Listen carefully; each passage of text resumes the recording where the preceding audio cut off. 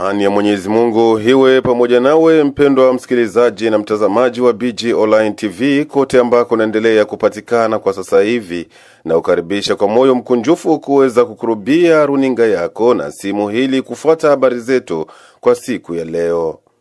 Tunautangazia matangazo haya kwa muda huu kutoka mashariki mwa Jamhuri ya Kidemokrasia ya Kongo. Mpendwa mtazamaji, ila waachani kukumbushe kwamba makao yetu makuu yanapatikana huko Marekani. Tunakusihi mara tena mpendwa mtazamaji, kama bado kusubscribe kwenye chaneli yetu basi ufanye hivyo ili uwe na urahisi wa kuendelea kupata habari zetu, vipindi pamoja na matukio ambayo yanaendelea kutokea kote duniani. Miongoni mwa habari ambazo tumekuandalia katika siku ya leo ni pamoja na zile zisemazo kuwa hali ya usalama ni yenye kuzorota kwa kiwango kikubwa ndani ya kijiji cha Alele na pembezoni mwake. Hiyo ni baada ya kitendo cha uporaji wa mifugo na vitu vingi vya samani na kuripotiwa na watu wenye kumiliki silaha ambao bado kujulikana ni ndani ya sekta ya Mutambala tarafani Fizi. Tutakuwa pia na habari zingine za huko Misisi. Ni kwamba mama mmoja mkazi wa kijiji cha Misisi sekta ya Nganja tarafani Fizi ameponea chupu kufariki kisha kujichoma moto kwa kutumia mafuta aina ya esanse. Hivyo ni baada ya yeye kumkataza mume wake kwenda kutazama mpira wiki iliyopita, na sasa hali yake inaendelea afadhali kwenye kituo cha afya.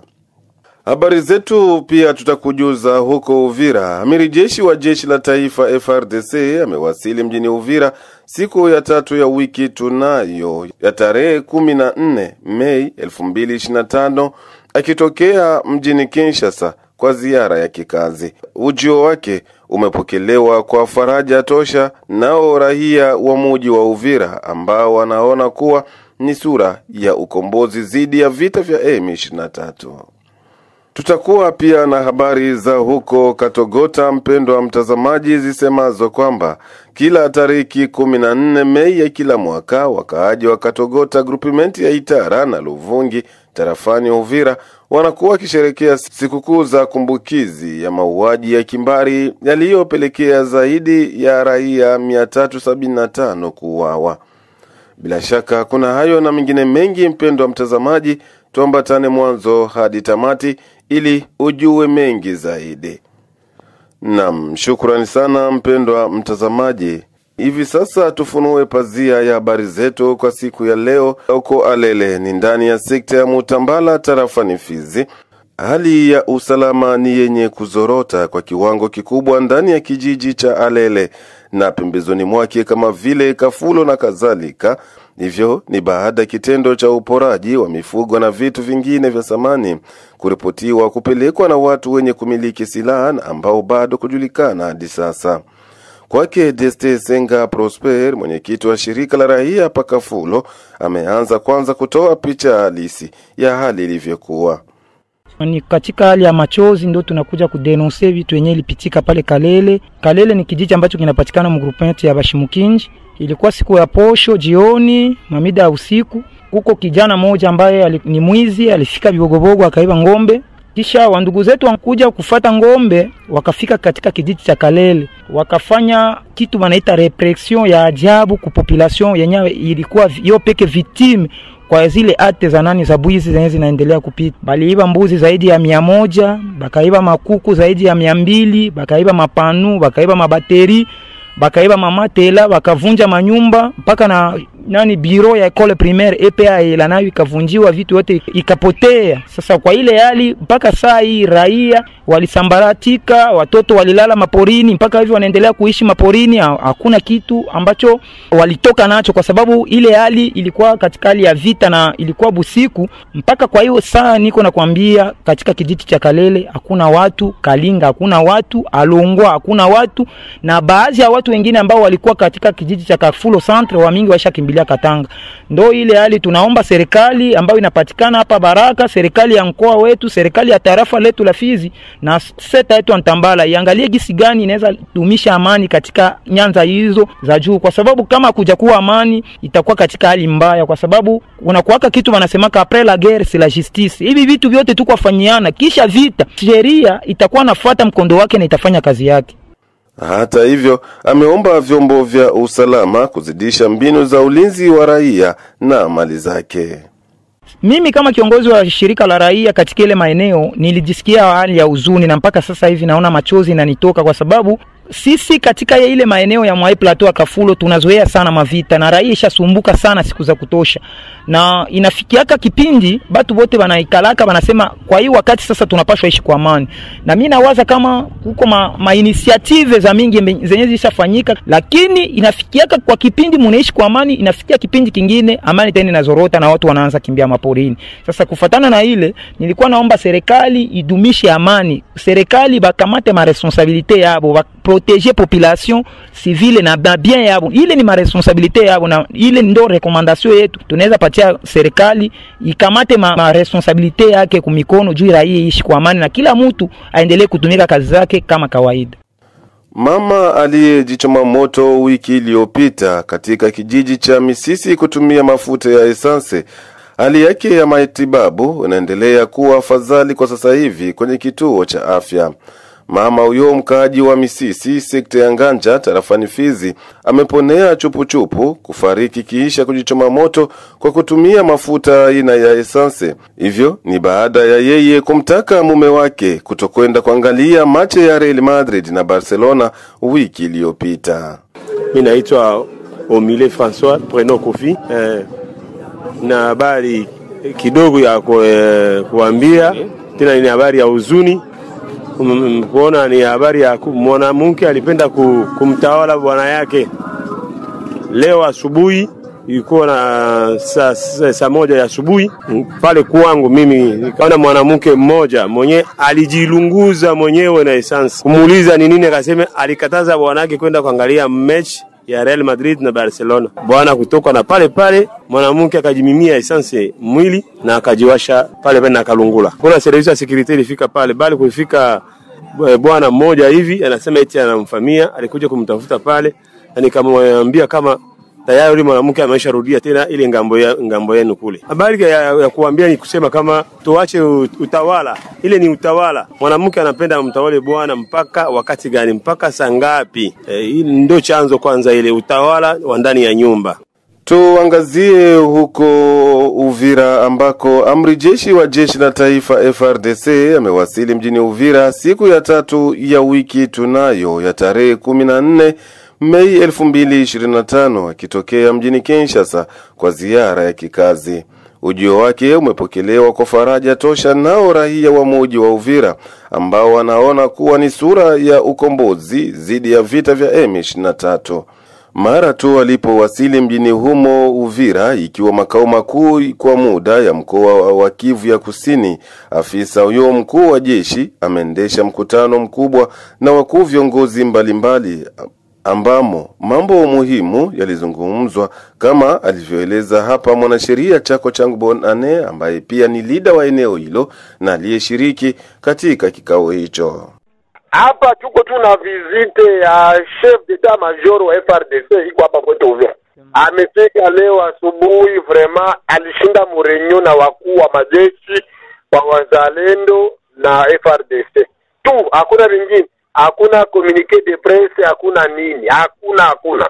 Vraiment inatufulaje na inaturasire kuona kama viongozi wa Kinshasa wanakamata dosia ya usalama na mikono mitatu. Lakini pia inatuchemsha kwamba serikali ya Kongo inakuwa sasa na bidii ya kufanya vita na M23 ndani ya mji wa Kamanyola, ingalao walianza wamoja. Mtangazaji, mwanzo wa mvula ni mawingu. Presence ya chef d'etat major wa FRDC katika vile ya Uvira ni umoja wapo wa maetape mbalimbali. Mwenye ameanza ni ministre wa d'etat wa defense, alikamata etat dili. Mwenye amekuja ni general iko hapa. Mwenye amekuja mwingine ni yeye ambaye amekuja leo.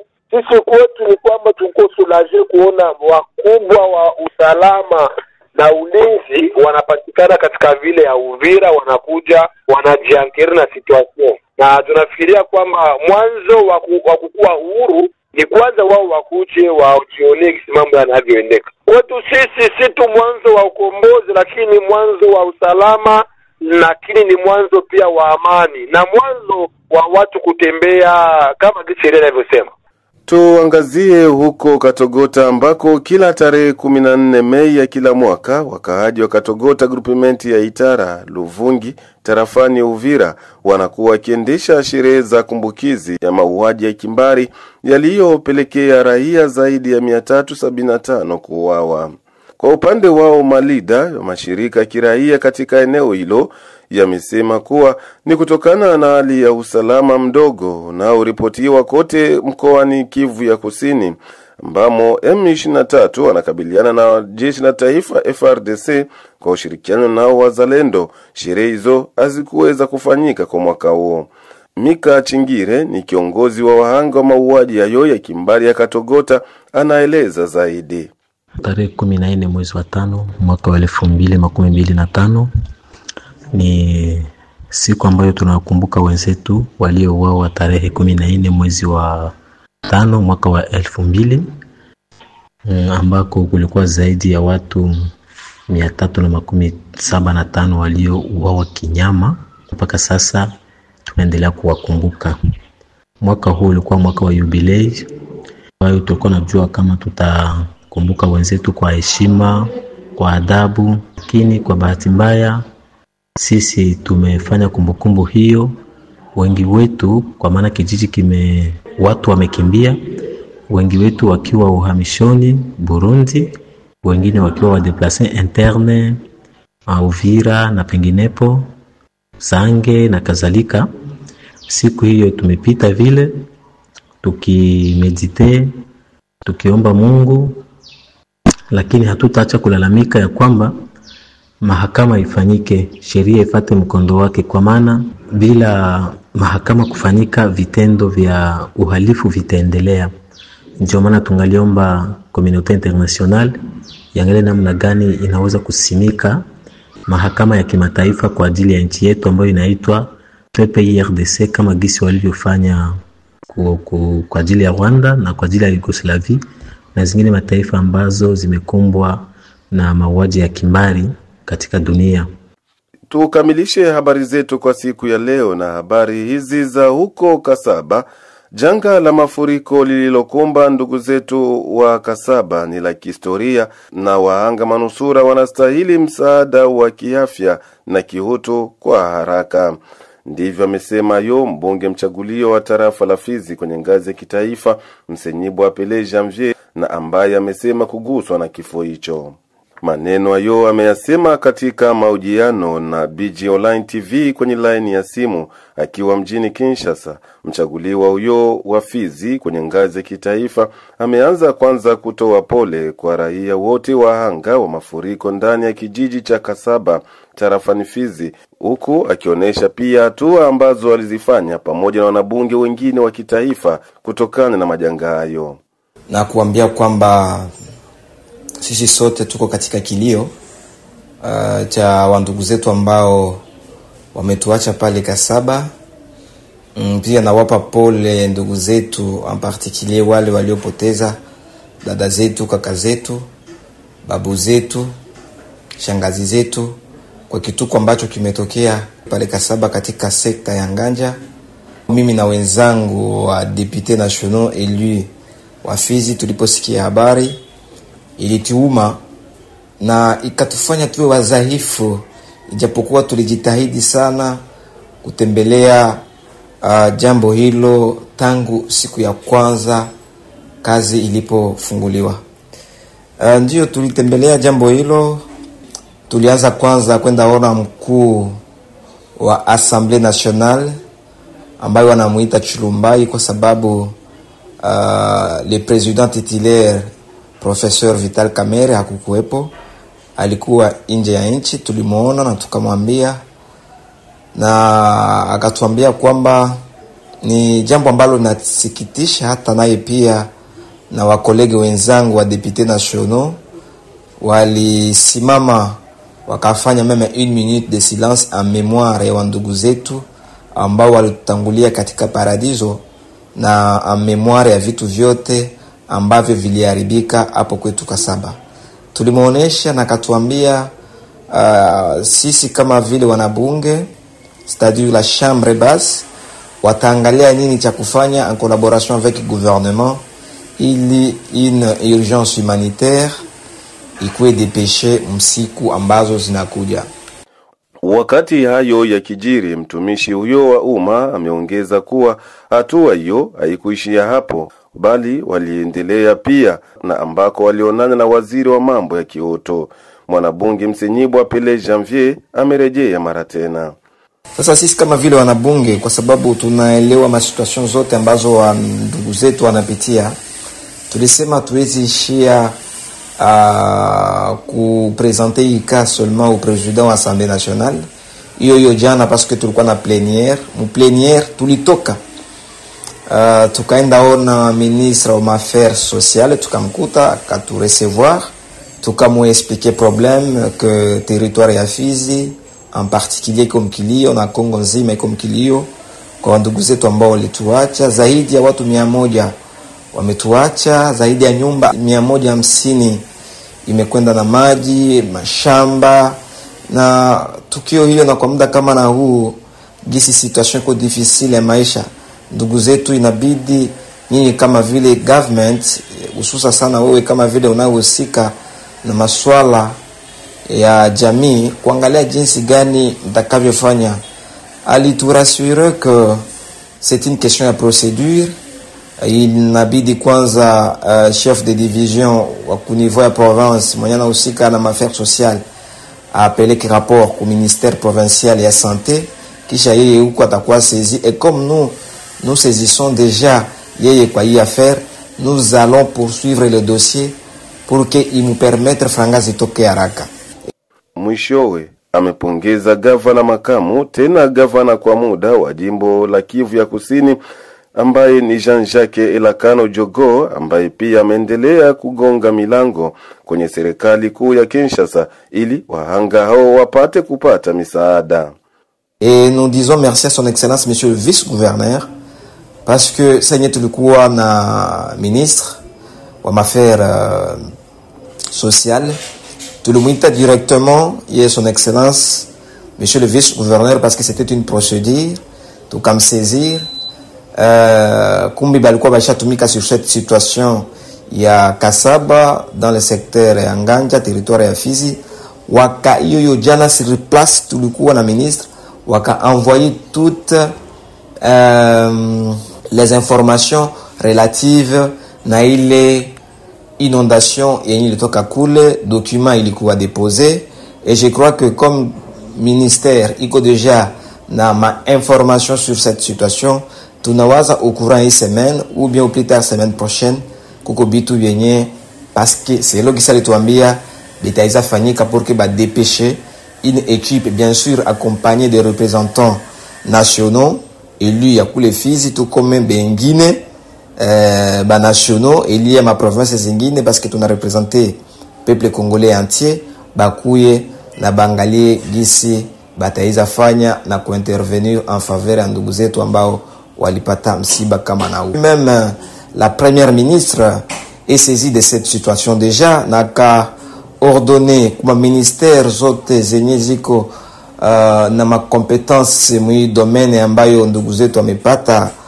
majaribu, waangalie jinsi watafanya ili wasaidie ndugu zetu. Sisi kama jinsi tulivyoanza jana kufuatilia na kugonga katika milango, tutaendelea ili suluhisho ya msaada ionekane. Mais en attendant déjà, de ma part mie sa ville mtumishi wa raia, parce que tulikuwa contacté na ba chef de secteur, notamment Akil Bernard Wanganja ambaye na salimu, nilijaribu kutuma yangu kidogo ili kwanza wale waanga wa matatizo wapate kuziwa dawa, na naamini kwamba leo ambao naongea na nyinyi dawa zimefika, na mkubwa wa sekta ashaniambia kwamba zimefika.